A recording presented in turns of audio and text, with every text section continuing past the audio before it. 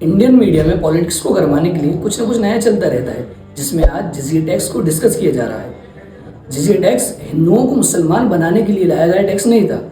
जिजिया tax उसे कहते हैं जब कोई मुस्लिम बादशाह किसी एरिया को जीत लेता है, उसे कॉन्कर कर लेता है, तो वहाँ पर रह रहे सारे नॉन मुस्लिम्स पर एक टैक्स लगाया जाता है जिसे जिजिया टैक्स कहा जाता है।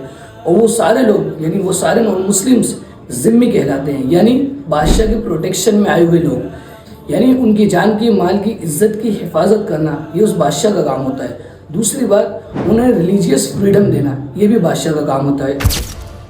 वो सारे नॉन मुस्लिम जिजिया टैक्स देते हैं। जिस तरह आज हम गवर्नमेंट को टैक्स देते हैं, वो हमारे प्रोटेक्शन की जिम्मेदारी लेते हैं और हमारी बेसिक ज़रूरियात को पूरा करते हैं, उसी तरह ये जिजिया टैक्स था। लेकिन सवाल ये आता है कि ये सिर्फ नॉन मुस्लिम से ही क्यों लिया जाता था और मुसलमानों से क्या? इसलिए कि मुसलमान ज़कात देते थे और ज़कात नॉर्मली जिजिया से ज़्यादा होता है, इसलिए मुसलमानों से जिजिया नहीं लिया जाता।